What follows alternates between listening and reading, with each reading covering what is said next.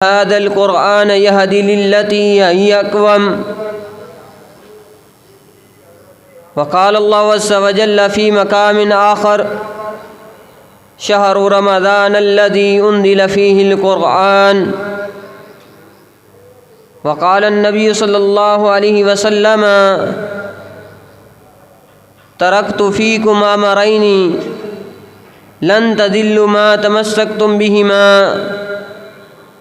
کتاب اللہ و سنت رسولہ. مختصر حمد و ثنا کے بعد تمام تعریفیں صلی اللہ ذات کے لیے جو اکیلا ہی ساری کائنات کا نظام چلانے والا ہے، جس کی بادشاہت کے اندر، ملکیت کے اندر کوئی ساتھی اور شریک نہیں. اور درود و سلام اس ہستی پر جنہوں نے ہزاروں تکلیفوں کے باوجود ہم تک صحیح و سالم دین پہنچایا، اور اس ہستی کو جانا گیا محمد صلی اللہ علیہ وسلم کے نام سے.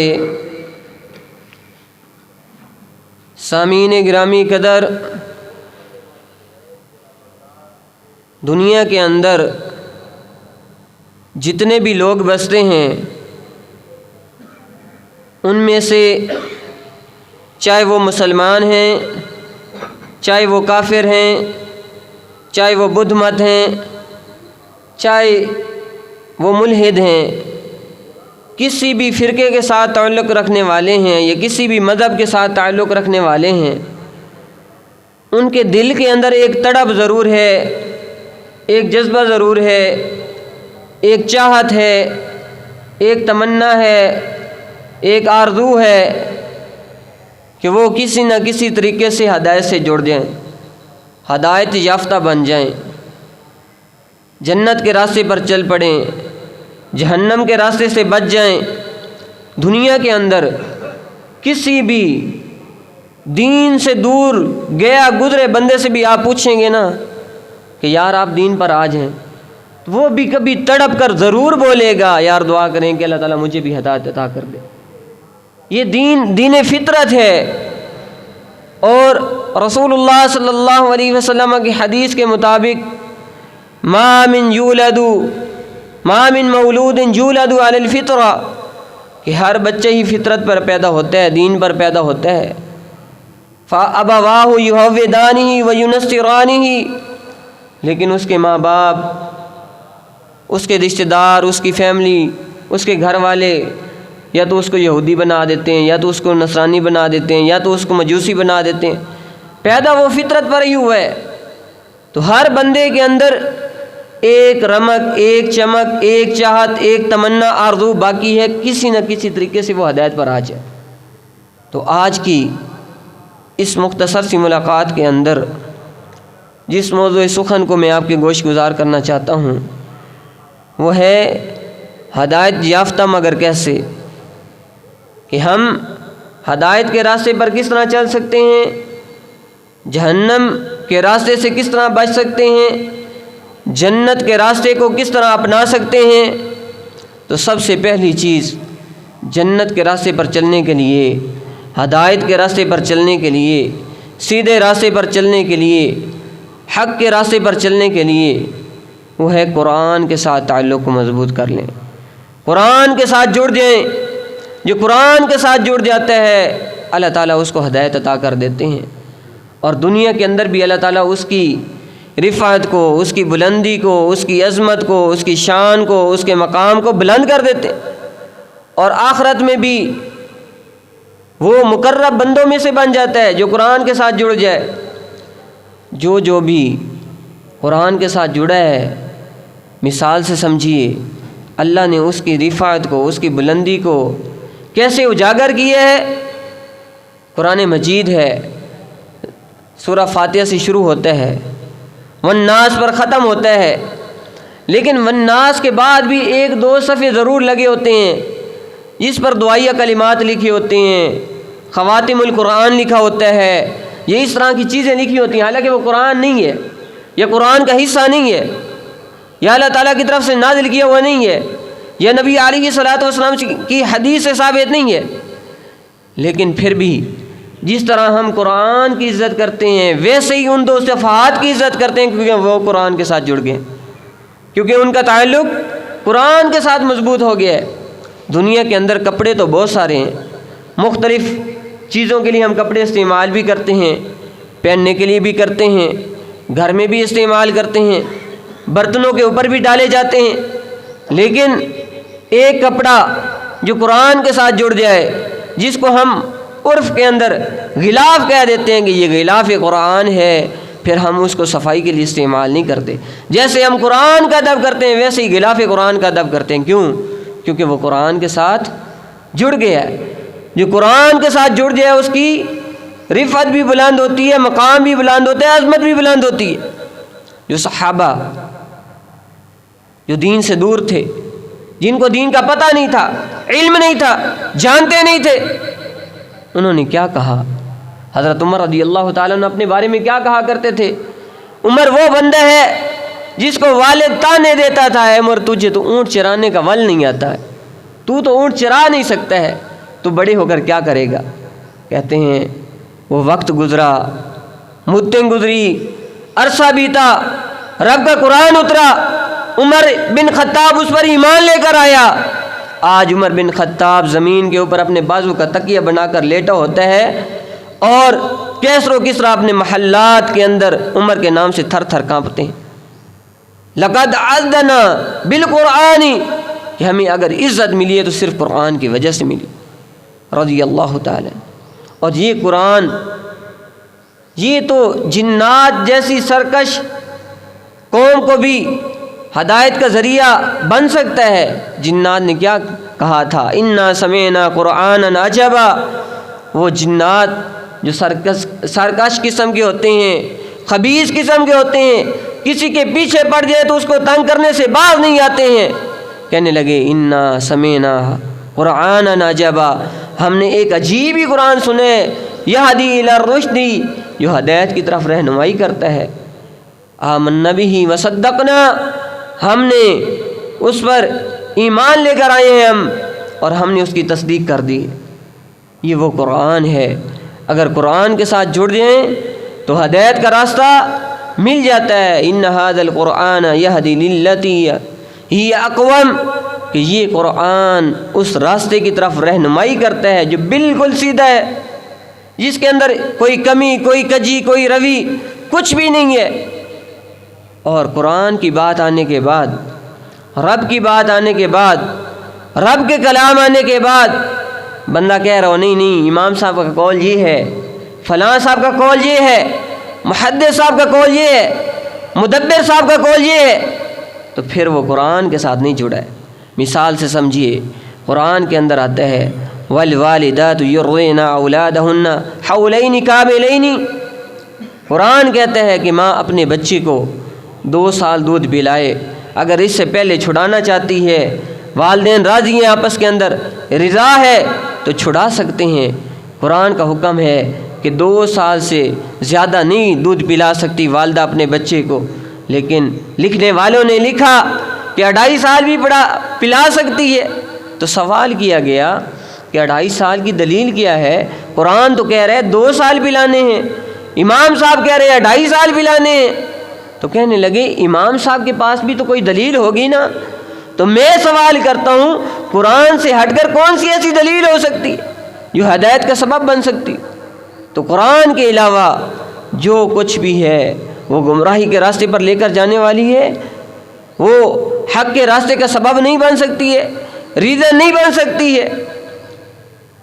بلکہ کسی نے بڑی پیاری بات کی کہ دنیا کے اندر ہر بندے کی بات کو لے بھی سکتے ہیں، چھوڑ بھی سکتے ہیں۔ آپ کا دل کرے تو مان لیں، آپ کا دل نہ کرے تو چھوڑ دیں، ترک کر دیں، لیکن 2 چیزیں ایسی ہیں جن کو لینے کے بعد بندہ چھوڑ نہیں سکتا ہے، ایک قرآن ہے اور دوسرا نبی علیہ الصلوۃ والسلام کا فرمان ہے۔ یہ چیز جو قرآن کے ساتھ جڑ گیا اس کا تعلق ہدایت کے ساتھ جڑ گیا، اور جو بندہ قرآن سے دور رہا، لیکن ہم قرآن جمعات کے اندر بھی سنیں، تراویحوں میں بھی سنیں، اور موبائلوں پر بھی سنیں، قاریوں سے بھی سنیں، مولاناؤں سے بھی سنیں، لیکن اس کے بعد بھی بے نمازی ویسے ہی بے نمازی بن کر رہ جائے، زکوٰۃ کا منکر ویسے ہی زکوٰۃ کا انکار کر کے رہ جائے، اور دین سے دور بھاگنے والا ویسے ہی دین سے دور رہے، تو پھر مطلب یہ ہے ہمارے دل کے اندر اس قرآن کی اہمیت نہیں ہے، اس قرآن کے ساتھ ہمارا تعلق دل کے ساتھ نہیں ہے، زبانی کلامی ہے۔ اس سے آگے بڑھیے کہ ہدایت پانے کے لیے کون سی دوسری چیز ضروری ہے۔ دوسری چیز، جس طرح ہم نبی علیہ الصلوۃ والسلام کی ذات کے بارے میں عقیدہ رکھتے ہیں کہ نبی علیہ الصلوۃ والسلام کی ذات اعلیٰ ہے، نبی علیہ الصلوۃ والسلام کے اگر ہاتھ کے بارے میں بات کروں تو یہ وہ ہاتھ تھا، اگر ہاتھ اٹھے تو اللہ تعالیٰ چاند کے 2 ٹکڑے کر دے، یہ وہ ہاتھ تھا جو عبداللہ بن عتیق کی ٹوٹی ہوئی پنڈلی پر لگے تو اللہ تعالیٰ اس کو شفا عطا کر دے، یہ وہ ہاتھ تھا جو خالی برتن کے اندر نبی علیہ الصلوۃ والسلام رکھیں تو اللہ تعالیٰ اس ہاتھ کی 5 انگلیوں سے چشمے جاری کر دے، یہ وہ ہاتھ تھا جو بکری کے خالی تھنوں پر لگے تو اللہ تعالیٰ اس کے اندر دودھ کو ڈال دے، یہ وہ ہاتھ کوئی عام ہاتھ نہیں ہے۔ اگر ہم نبی علیہ الصلوۃ والسلام کی ذات کو اعلیٰ سمجھتے ہیں، نبی علیہ الصلوۃ والسلام کے چہرے کو اعلیٰ سمجھتے ہیں، وہ چہرہ جو چاند سے زیادہ خوبصورت تھا۔ جابر رضی اللہ تعالیٰ عنہ کیا کہتے ہیں کہ ایک رات میں 14ویں کی رات تھی، میں باہر نکلا، نبی علیہ الصلوۃ والسلام کے چہرے کو دیکھا، ادھر چمکتے ہوئے 14ویں کے چاند کو دیکھا، جابر سوچ کے اندر پڑ گئے کہ نبی علیہ الصلوۃ والسلام کا چہرہ خوبصورت ہے یا چاند خوبصورت ہے؟ تو جابر رضی اللہ تعالیٰ عنہ نے آخری یہی فیصلہ کیا، چاند کہوں یا چاند جیسا کہوں، چاند کہوں یہ انصاف نہیں، چاند کے چہرے میں داغ ہے، میرے نبی کا چہرہ شفاف ہے، یہ وہ چہرہ جس کے بارے میں ہمارا عقیدہ ہے کہ اگر بار بار آسمانوں کی طرف چہرہ اٹھے تو اللہ تعالیٰ فرمائے قد نرا تقلب وجهك فی السماء فلنولینک قبلۃ ترضاها، کہ اے نبی صلی اللہ علیہ وسلم، آپ کی چاہت، آپ کے چہرہ کا اڑنا، آپ کی تمنا، آپ کی آرزو کہ یا اللہ قبلہ بیت المقدس نہیں بیت اللہ ہونا چاہیے، یہ آپ کے چہرے کا بار بار آسمانوں کی طرف اٹھنا، ہم ضرور بے ضرور آپ کو بیت اللہ کی طرف قبلہ بنا کر دیں گے۔ فَلَنُوَلِّيَنَّكَ، یہ وہ چہرہ جس کے بارے میں ہمارا عقیدہ ہے کہ سب سے اعلیٰ ہے، کسی مسلک کو کوئی اختلاف نہیں ہے۔ اسی طرح آگے بڑھیے، نبی علیہ الصلوۃ والسلام کے لعاب کے بارے میں بات کیجیے، نبی علیہ الصلوۃ والسلام کے تھوک مبارک کے بارے میں بات کیجیے، وہ تھوک جو حضرت علی رضی اللہ تعالیٰ عنہ کی دکھتی ہوئی آنکھوں پر لگے تو اللہ تعالیٰ اپنی رحمت کے ساتھ شفا عطا کر دیں، وہ تھوک جو صحابیات کہتی ہیں کہ نبی علیہ الصلوۃ والسلام کے کسی پانی کے اندر ڈالا جاتا تو وہ پانی شہد سے زیادہ میٹھا ہو جاتا، یہ ہمارا عقیدہ تھا۔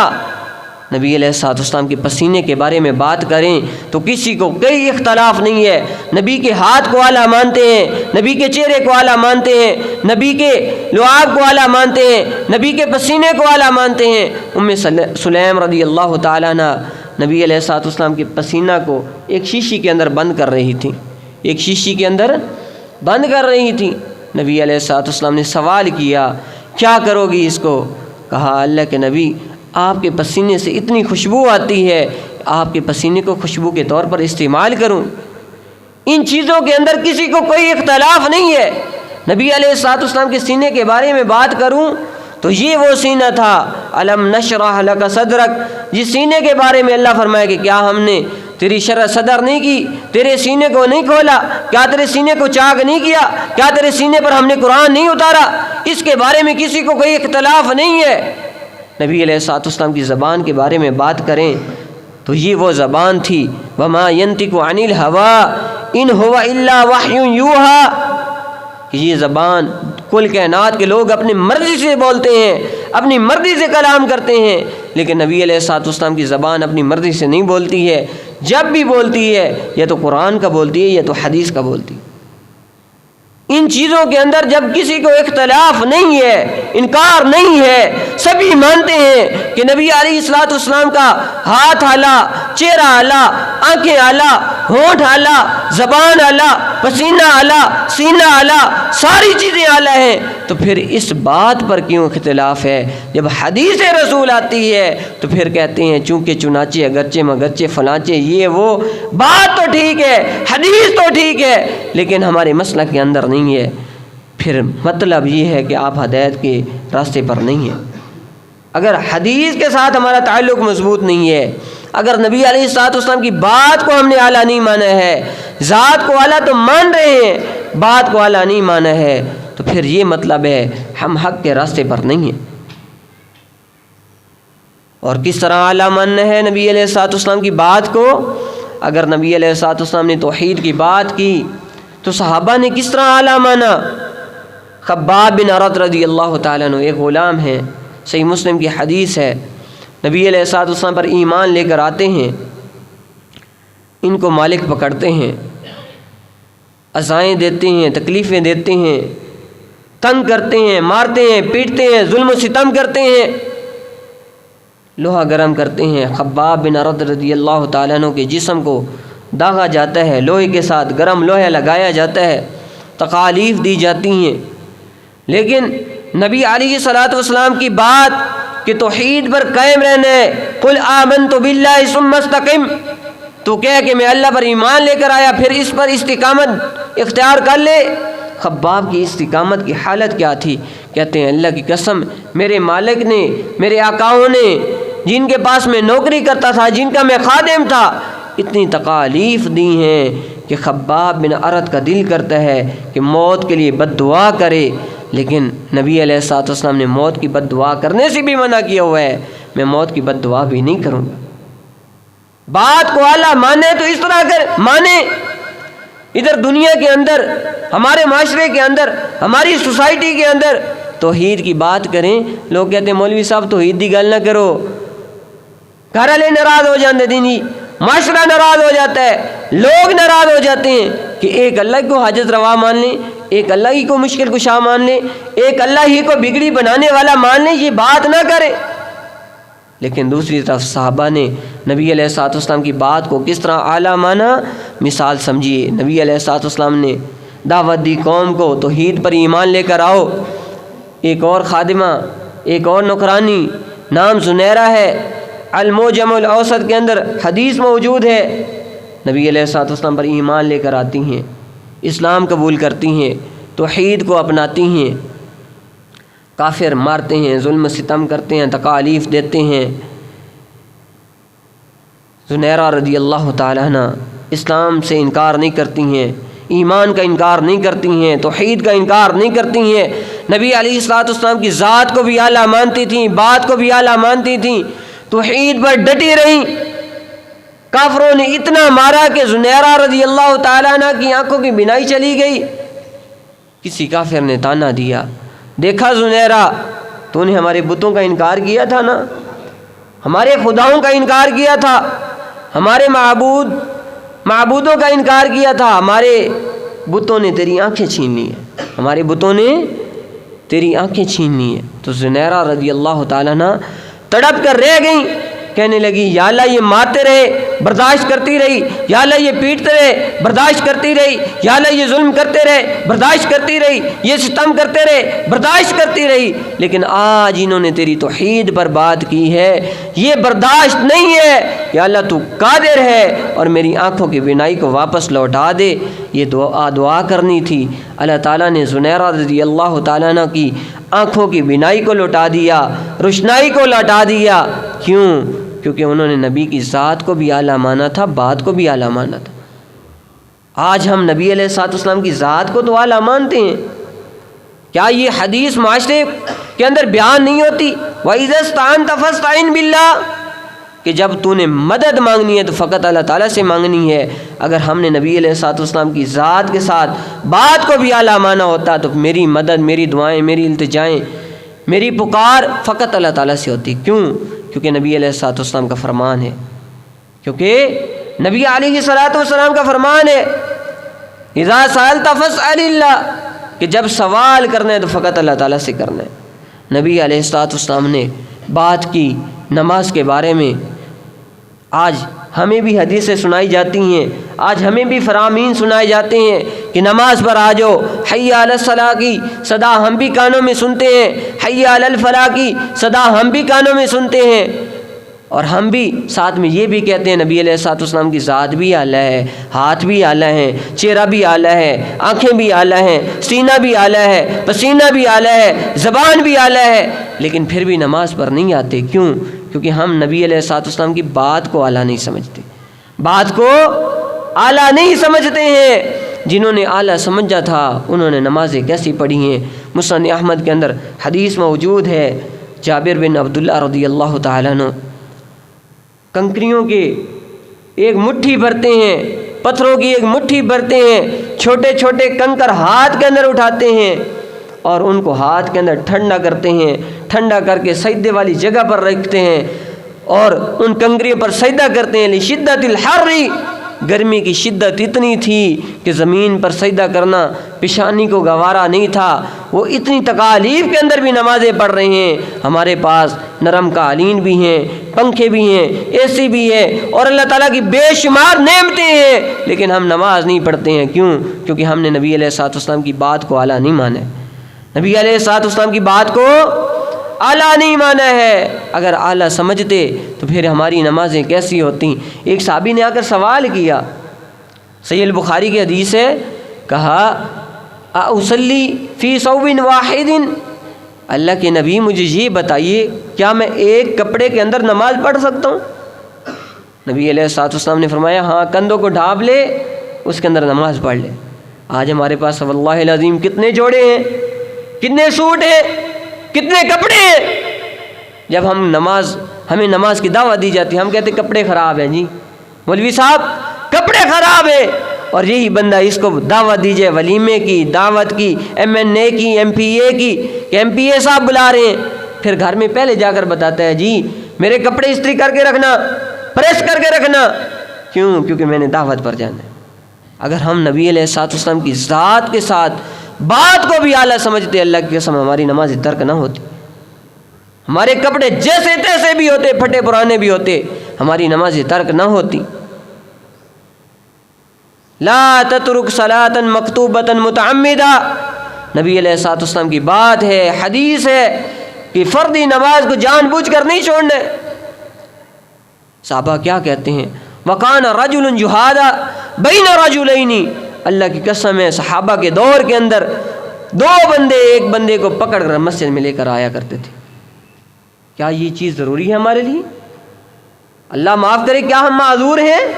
کیا ہم چل نہیں سکتے ہیں؟ کیا ہمارے پاؤں نہیں ہیں؟ ما يتخلف عن الصلاة الا منافق فقد علم نفاقه، صحابہ کہتے ہیں ہمارے معاشرے کے اندر، ہمارے دور کے اندر، ہماری سوسائٹی کے اندر نماز سے پیچھے وہی بندہ رہتا تھا جس کے بارے میں پکا ٹھکا پتہ ہوتا تھا یہ بندہ منافق، کیونکہ وہ نبی علیہ الصلوۃ والسلام کی ذات کو بھی اعلیٰ سمجھتے تھے، بات کو بھی اعلیٰ سمجھتے تھے۔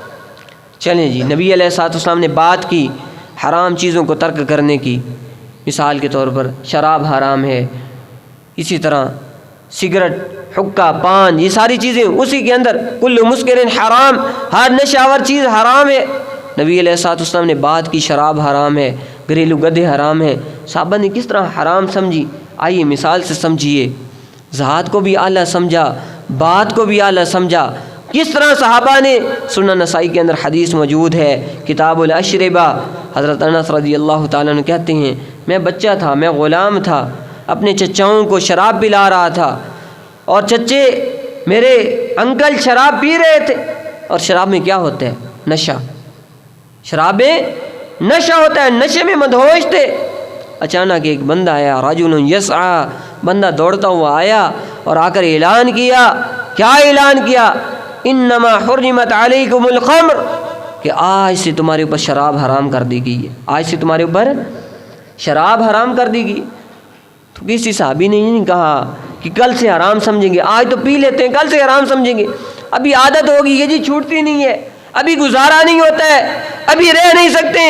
اللہ کی قسم ہے صحابہ نے نشے کی حالت میں حضرت انس سے کہا اکفیہا، ان شراب کے مٹکوں کو اونڈیل دے اور توڑ دے۔ یہ ہے ذات کو بھی اعلیٰ سمجھنا اور بات کو بھی اعلیٰ سمجھنا۔ ہم ذات کو تو اعلیٰ مان رہے ہیں لیکن بات کو اعلیٰ نہیں مان رہے۔ ہمیں کہا جائے سگریٹ حرام ہے، حقہ حرام ہے، پان حرام ہے، ہم کہتے ہیں مولوی صاحب جی عادت ہوگی، گزارا نہیں ہوتا، رہ نہیں سکتے، لت لگ گئی۔ کاش اگر سچی محبت کی عادت ہوئی ہوتی تو یہ چھوڑنا مشکل نہیں تھا، یہ چھوڑنا مشکل نہیں تھا۔ اچھا تعجب کی بات ہے، دیکھیں ہمارے معاشرے کی سوچ دیکھیں، ہمارے لوگوں کی سوچ دیکھیں۔ 5 دن سگریٹ پی کر کہتے ہیں عادت ہو گئی ہے، نہیں گزارا ہوتا۔ 10 دن حقہ پی کر کہتے ہیں عادت ہو گئی ہے، نہیں گزارا ہوتا۔ 10 دن پان کھا کر کہتے ہیں عادت ہو گئی ہے، نہیں گزارا ہوتا۔ ماوا کھا کر کہتے ہیں عادت ہو گئی ہے، نہیں گزارا ہوتا، نہیں رہ سکتے۔ لیکن تعجب ہے، اس کے برعکس دیکھیے، پورا مہینہ نمازیں بھی پڑھتے ہیں، رمضان میں نمازیں پڑھتے ہیں، رمضان کے بعد یہ نہیں کہتے ابھی نماز کی عادت ہوگی ہے، رہ نہیں سکتے۔ کوئی کہتا ہے، بلکہ ہمیں تو مساجد کے اندر اعلان کرنا چاہیے کہ کچھ نمازی تھے جو رمضان کے اندر آتے ہیں، ابھی غائب ہیں، اگر کوئی ان کو پائے تو ہماری طرف پہنچا دے۔ یہ کیوں نہیں سوال اٹھتا ہے کہ ہم نے 1 مہینے کے اندر قرآن سنا، ہمیں قرآن کی عادت ہو گئی ہے، ہم نے نمازیں پڑھی ہیں، ہمیں نماز کی عادت ہو گئی ہے؟ یہ کیوں نہیں ہمارے ذہنوں کے اندر بات آتی؟ جو حرام ہے وہ حرام ہے۔ اگر ہم نے نبی علیہ الصلوۃ والسلام کی بات کو اعلیٰ سمجھا ہوتا تو اللہ کی قسم ہے 1 منٹ 1 سیکنڈ نہیں لگنا تھا۔ صحیح البخاری کی حدیث مثال سامنے ہے، غزوہ خیبر ہے، 19 دن ہو گئے ہیں، 18 دن، 19، بعض روایات کے اندر 21 دن بھی آتے ہیں، گزر گئے، فتح نہیں ہو رہی، صحابہ کے پاس راشن ختم ہو گیا، کھانے پینے کے ذرائع ختم ہو گئے، اور اس وقت گھریلو گدھے حلال تھے، یہ یاد رکھیے، خیبر کے موقع پر حرام ہوئے۔ تو صحابہ کہتے ہیں کہ ہم نے گھریلو گدھے ذبح کیے، ان کی ہنڈیاں پکانے لگے، ہنڈیاں ابل رہی تھی۔ فنادى مناد ان اللہ ورسولہ ینہیانکم عن لحوم الحمر الاہلیہ، ایک اعلان کرنے والا اعلان کرتا ہے، صحیح البخاری کی حدیث ہے، کہ بے شک اللہ تعالیٰ اور اس کے رسول تمہارے اوپر گھریلو گدھوں کو حرام کرتے ہیں۔ کوئی صحابی یہ نہیں کہتا آج کے دن کھا لیتے ہیں، ابھی بھوک بہت لگی ہے، ابھی گزارا کر لیتے ہیں، ابھی ان کے بغیر رہ نہیں سکیں گے، تو آج کے بعد حرام سمجھیں گے۔ اللہ کی قسم ہے صحابہ نے ایک پل نہیں لگایا ہے، وہیں پر ساری ہنڈیاں انڈیل دی ہیں۔ کیوں؟ کیونکہ وہ نبی علیہ الصلوۃ والسلام کی ذات کو بھی اعلیٰ مانتے تھے، بات کو بھی اعلیٰ مانتے تھے۔ ہدایت پانے کے لیے یہ ضروری ہے کہ اللہ کی ذات کو بھی اعلیٰ مانا جائے، اللہ کی بات کو بھی اعلیٰ مانا جائے، نبی علیہ الصلوۃ والسلام کی ذات کو بھی اعلیٰ مانا جائے، بات کو بھی اعلیٰ مانا جائے۔ نبی علیہ الصلوۃ والسلام نے ایک صحابی سے فرمایا لا تسبن احدا، کسی کو کبھی گالی نہ دینا، کسی کو کبھی گالی نہ دینا۔ وہ صحابی کہتے ہیں اللہ کی قسم ہے منذ سمعت رسول اللہ صلی اللہ علیہ وسلم لا تسبن احدا، کہتے ہیں جب سے میں نے نبی علیہ الصلوۃ والسلام کا یہ فرمان سنا ہے نا کہ کسی کو گالی نہیں دینی ہے، ما سببت انسانا ولا حیوانا، نہ میں نے کبھی کسی انسان کو گالی دی ہے نہ کسی حیوان کو گالی دی۔ یہ ہے ذات کو بھی اعلیٰ ماننا، بات کو بھی اعلیٰ ماننا۔ آج ہمارے معاشرے کے اندر تو ٹرینڈ ہی یہ ہے کہ ملتے ہیں تو پہلے گالی دیتے ہیں، اور سوال کیا جائے تو کہتے ہیں کوئی نہیں شگل میلہ لگتا رہتا جی۔ صحابی کہتے ہیں اللہ کی قسم میں نے کسی انسان تو دور کی بات ہے کسی حیوان کو بھی گالی نہیں دیتا تھا، زبان کی اتنی حفاظت کی۔ اور بعض لوگ اللہ تعالیٰ معاف کرے، میں تو نہیں جانتا ہوں، آپ ساری ہی اچھی ہوں گے ماشاءاللہ، لیکن کتنے لوگ بیچارے دیندار ہوتے ہیں، نمازی ہوتے ہیں، قرآن و حدیث کو سمجھنے والے ہوتے ہیں، لیکن اللہ تعالیٰ معاف کرے گالیاں نکالتے ہیں۔ اگر نبی علیہ الصلوۃ والسلام کی ذات اور بات کو اعلیٰ سمجھیں گے تو زبان کا غلط استعمال بھی نہیں ہوگا۔ اسی طرح آخری بات، اگر نبی علیہ الصلوۃ والسلام کی ذات کو بھی اعلیٰ سمجھتے ہوں، بات کو بھی اعلیٰ سمجھتے ہوں، تو اللہ کے راستے میں خرچ کرنے سے بھی گریز نہ کریں۔ جس طرح اگر مساجد بن رہی ہوں جیسی آپ کی بن رہی ہے، اللہ تعالیٰ حامی و ناصر ہو، اللہ تعالیٰ غیب کے خزانوں سے مدد فرمائے، اللہ تعالیٰ زیادہ سے زیادہ دین کا کام لے۔ اگر کوئی مولوی صاحب اعلان کر دے نا مسجد بن رہی ہے چندے کے لیے، ہم کہتے ہیں مولوی صاحب تھوڑا کم ہی ہوئے منگتے رہنا، مدرسے کے لیے کوئی آ جائے، مساجد کے لیے آ جائے۔ نبی علیہ الصلوۃ والسلام جمعہ کا خطبہ دے رہے ہیں، یہ حدیث سنیے گا، واللہ العظیم دل کے اندر اتاری گا۔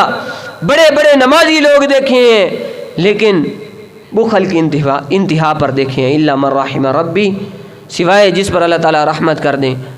نبی علیہ الصلوۃ والسلام خطبہ دے رہے ہیں، سنن نسائی کی حدیث ہے، ایک آنے والا آیا، آ کر بیٹھ گیا۔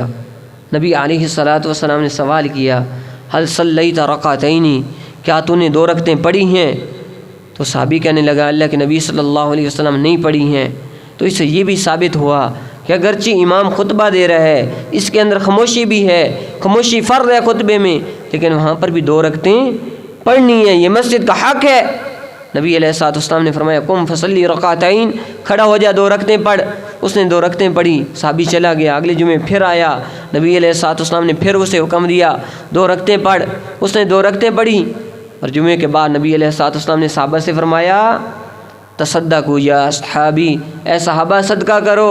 صحابہ نے صدقہ کیا۔ نبی علیہ الصلوۃ والسلام نے 2 کپڑے اٹھائے اور اس بندے کو دے دیے جس کو 2 جمعوں پر فرماتے رہے کہ اٹھ رکعتیں پڑھ۔ اس صحابی نے 2 کپڑے لیے اور لے کر چلا گیا۔ اگلے جمعے پھر وہی صحابی آیا اور نبی علیہ الصلوۃ والسلام نے اعلان کیا یا اصحابی تصدقوا، اے صحابہ صدقہ کرو۔ وہ صحابی جس کو نبی علیہ الصلوۃ والسلام نے 2 کپڑے دیے تھے، اس کی جمع پونجی 2 کپڑے تھے، وہ ایک کپڑا اتار کر صدقہ کرنے لگا، ایک کپڑا اتار کر صدقہ کرنے لگا۔ فزجرہ النبی صلی اللہ علیہ وسلم، نبی علیہ الصلوۃ والسلام نے ڈانٹ دیا، تجھے کل تو دیے، تو آج پھر اللہ کے راستے میں خرچ کر رہا ہے۔ اور جس کی جمع پونجی 10 روپے ہو اور وہ 10 کے 10 اللہ کے راستے میں لوٹا دے تو کیا ہوگا؟ خالی جیب ہو جائے گی، بالکل ایمپٹی ہو جائے گا۔ لیکن صحابہ نے نبی علیہ الصلوۃ والسلام کی ذات کو بھی اعلیٰ مانا تھا، بات کو بھی اعلیٰ مانا تھا۔ اللہ تعالیٰ نے بلندیاں بھی بہت دی تھیں، عزتیں بھی بہت دی تھیں، مقام بھی بہت دیا تھا۔ انہی صحابہ کے بارے میں اللہ کیوں فرماتے ہیں اولئک هم المتقون اولئک هم الراشدون، یہ لوگ ہدایت یافتہ ہیں، یہ لوگ متقی ہیں، یہ لوگ پرہیزگار ہیں۔ کیوں؟ کیونکہ وہ اللہ کی ذات کو اعلیٰ ماننے کے ساتھ اللہ کی بات کو بھی اعلیٰ سمجھتے تھے، قرآن کو بھی اعلیٰ سمجھتے تھے، نبی علیہ الصلوۃ والسلام کی ذات کو اعلیٰ سمجھنے کے ساتھ نبی علیہ الصلوۃ والسلام کی بات کو بھی اعلیٰ سمجھتے تھے۔ اس وجہ سے عزتیں ملی تھیں، اس وجہ سے مقام ملے تھے، اس وجہ سے بلندیاں ملی تھیں۔ وہ صحابہ جن کے پاس کھانے کے لیے ایک لقمہ نہیں ہوتا تھا، ایک ایک لقمے کے لیے ترستے تھے، بلکتے تھے، تڑپتے تھے۔ ابو ہریرہ رضی اللہ تعالیٰ عنہ کیا کہتے ہیں کہ میں بھوک کی وجہ سے راستے کے اندر بے ہوش پڑا ہوتا تھا، لوگ پاگل اور دیوانہ اور مجنون سمجھ کر ٹھڈے مار کر چلے جاتے تھے، صرف دین کی وجہ سے بھوک اور پیاس برداشت کی، لیکن 2 کام کیے، قرآن کو بھی اعلیٰ سمجھا، نبی علیہ الصلوۃ والسلام کے فرمان کو بھی اعلیٰ سمجھا۔ ایک وقت ایسا آیا کہ اگر صحابہ میں سے کوئی فوت ہوتا تھا تو ان کی بیویوں کو جو وراثت ملتی تھی، جو جائیداد ملتی تھی، جو مال ملتا تھا، اللہ کی قسم ہے تاریخ کے اندر یہ بات لکھی ہے کہ ان فوت ہونے والے صحابہ کی بیویوں کو سونا کلاڑیوں سے کاٹ کر دیا جاتا تھا۔ صحیح البخاری کے اندر کتاب المغازی کے اندر حدیث ہے کہ اتنا سونا جمع ہوتا تھا کہ اگر ایک سائڈ پر بندہ کھڑا ہے، دوسری سائڈ پر سونا پڑا ہے، تو دوسری سائڈ پر بندہ نظر نہیں آتا تھا۔ یہ مقام، یہ عزتیں، یہ بلندیاں، یہ رفتیں یہ کیوں ملی تھیں؟ کیونکہ وہ نبی علیہ الصلوۃ والسلام کے فرمان کے آنے کے بعد چونکہ چنانچہ اگرچہ مگرچہ فلانچہ نہیں کرتے تھے۔ اور آج ہمیں 76-77 سال ہو گئے ہیں پاکستان کو بنے،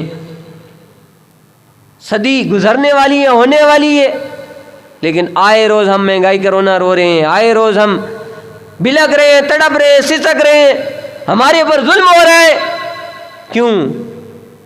وجہ یہ ہے کہ ہم نہ قرآن کو اعلیٰ سمجھتے ہیں، ہاں زبانی کلامی سمجھتے ہیں، زبان سے کہہ دیتے ہیں قرآن ورگی کتاب کوئی نہیں ہے گی، نبی علیہ الصلوۃ والسلام نے گل ورگی گل کسی دی نہیں ہے گی، لیکن جب آ جائے تب کہتے ہیں مولوی صاحب گزارا نہیں ہوتا، ہم نہیں مان سکتے۔ ہمارا معاشرہ، ہماری سوسائٹی، ہماری فیملی، ہمارے بیک گراؤنڈ لوگ انہی کو لے کر بیٹھ رہتے ہیں۔ اگر ذات کو اعلیٰ مان لیں، بات کو اعلیٰ مان لیں تو اللہ تعالیٰ بلندیوں سے نوازے گا، اس کے اندر کوئی شک نہیں ہے۔ چند ایک مثالیں لے لیں، ہم حدیث سناتے ہیں بالفرد کہ پاؤں کے ساتھ پاؤں ملانا نبی علیہ الصلوۃ والسلام کی سنت ہے۔ نبی علیہ الصلوۃ والسلام نے فرمایا ہے الا تصفون کما یصف الملائکہ، کیا تم اس طرح صفیں نہیں بناتے ہو جس طرح فرشتے صفیں بناتے ہیں؟ صحابہ نے پوچھا کس طرح صفیں بناتے ہیں؟ فرمایا ان کأنہم بنیان مرصوص، گویا کہ جیسے سیسہ بلائی دیوار ہوتی ہے ویسے فرشتے صفیں بناتے ہیں۔ ادھر معاشرے کے اندر کئی مساجد میں چلے جائیں، ہماری اہل الحدیث مساجد کے اندر میں لوگ آتے ہیں، جب کہیں گے کہ بھائی پاؤں کے ساتھ پاؤں ملا لیں، یقین مانیں اکڑ کر کھڑے رہیں گے، نہیں ملائیں گے۔ اگر نبی علیہ الصلوۃ والسلام کی ذات کو اعلیٰ ماننا ہے تو بات کو اعلیٰ ماننے میں حرج کیا ہے؟ حضرت عمر رضی اللہ تعالیٰ عنہ کے دور کے اندر ان چیزوں کا اہتمام کس طرح کیا جاتا تھا؟ حضرت عمر رضی اللہ تعالیٰ عنہ نے ایک بندہ مقرر کیا ہوا تھا کہ جو صفوں کے پیچھے چکر لگاتا تھا اور دیکھتا تھا کہ کسی کی ایڑی آگے پیچھے تو نہیں ہے۔ کیوں؟ کیونکہ وہ نبی علیہ الصلوۃ والسلام کی ذات کو بھی اعلیٰ مانتے تھے، بات کو بھی اعلیٰ مانتے تھے، یہ وجہ ہے۔ اسی طرح باقی معاملات لے لیں، شلوار کو ٹخنوں سے اوپر رکھنے کی بات لے لیں، ادھر تو الٹی چال چل رہی ہے، الٹی گنگا بہہ رہی ہے، عورتوں کی شلواریں ٹخنوں سے اوپر ہیں، حالانکہ مردوں کی ٹخنوں سے اوپر ہونی چاہیے۔